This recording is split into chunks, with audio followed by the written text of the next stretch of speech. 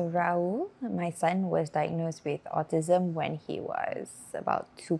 So when he was around 2, I had taken him to a developmental psychiatrist to find out why he was not responding to his name, why did he not have eye contact, why was he not like other children, why was his milestones not being met at his age. So from there, I discovered that he had autism. He was what the psychiatrist mentioned as severe at that time. His tantrums were very scary, and it really disrupted the daily lives of me and his father at that time. So he wasn't able to fully function at all. He was really depending on the family to do anything, to be honest. He was not able to speak. He was nonverbal completely at that time. So yeah, it was a very difficult time. He would bang his head on the wall. He would not be able to sleep.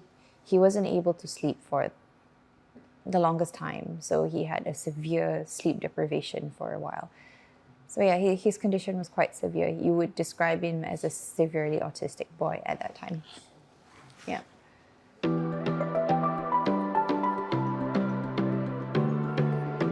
So for my case with Raul, I saw significant improvement in the way he interacted with people and his behavior and also his speech. So before I did stem cell, there was a lot of adjusting his daily habits or daily intake, a lot of therapy. And yes, he did achieve certain things, but how he really elevated or you really saw a huge difference was after the stem cell. It was very natural.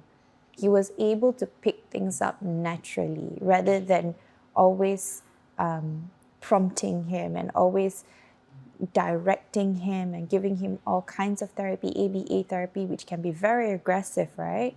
So he was able to pick things up naturally, just simple teaching, and then the next moment he would be able to imitate or absorb that information. So I saw that as super useful for him to go to therapy and receive the therapy. Yeah. So stem cell did help with that. Surely, very natural intake of information, easier to input and adapt to a independent lifestyle, able to communicate with him, able to absorb, understand what the adults or his friends are doing, able to talk to friends, less fear. His behavior had changed quite drastically over 6 months after stem cell therapy. That's one thing I noticed. He was able to interact. That was the first thing.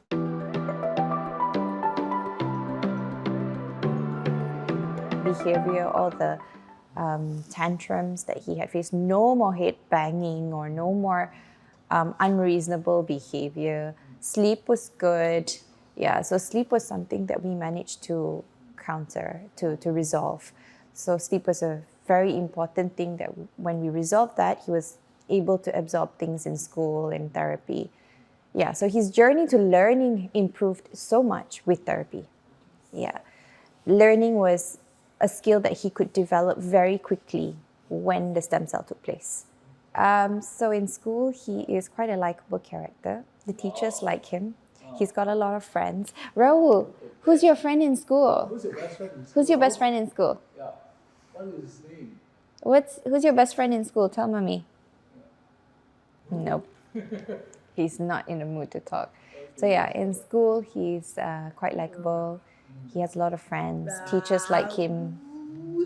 Yeah, he's quite interactive in school.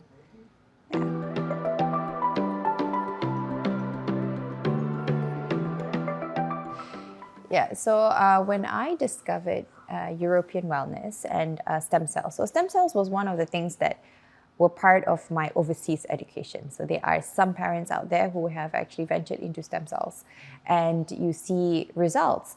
But of course, they will always say each individual will experience different kind of results. It's not linear for everyone. It's not medication, basically. It's a therapy, a stem cell therapy, and it is in hopes of a certain result, right?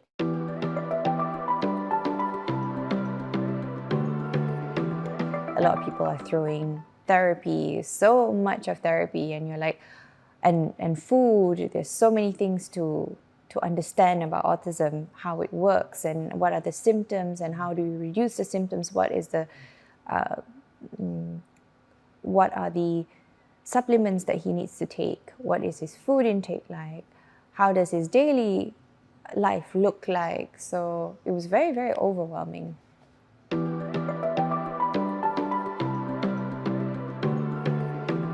I think for every parent, it's quite shocking, and I think the worst is the unknown, right? Not knowing what's the future for Raul, or what's the future for me, in fact, or the family. So it's very scary, very, I don't know what's the right word, but it's a very unknown thing. So you start to obsess about finding out everything about autism. You start to obsess about what's the future like. And it's just so unknown and so scary. Yeah. So yeah, a lot of people go into depression when they find out their children are not typical.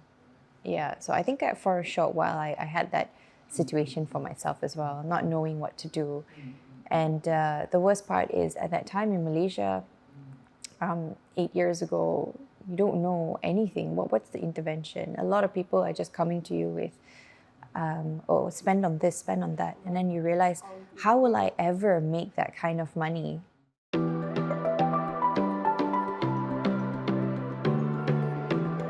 Of course, there's a lot of effort to it. You don't just do stem cell therapy and leave Raul to figure things out. You still need to guide the child into improving their life. So Professor Mike Chan has been very significant in this journey for Raul especially, and me as a parent, guiding Raul to have an independent life ahead of him.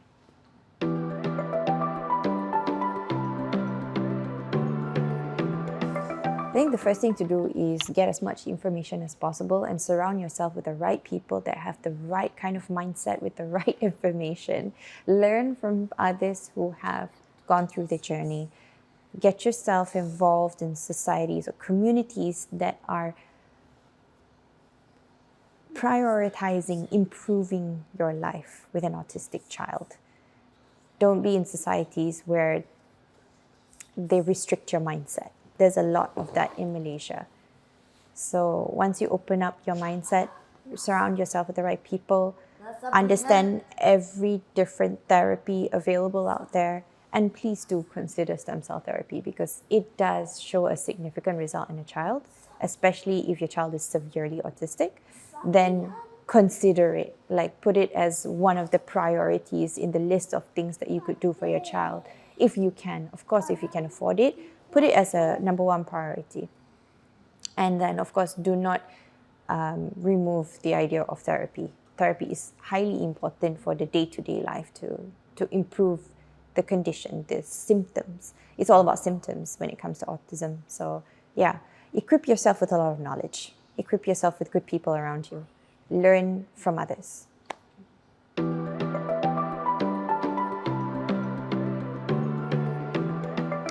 Before I had the treatment, honestly, everything was very bleak. The future is very bleak. You don't know what it is. After the therapy, when you can see that your child is able to absorb and able to learn in a much quicker pace, and also once you realize that your child is able to be independent, hope is there for them to grow up to be something useful member of the society. They are able to discover their own interests. So you have hope that they'll discover their interests and be able to strive in it and thrive. Yeah.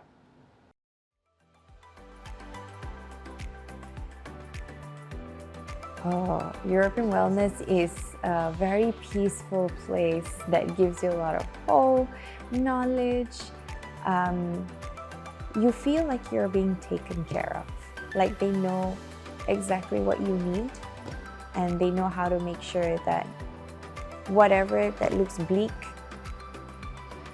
they will fill it up with a lot of hope and knowledge.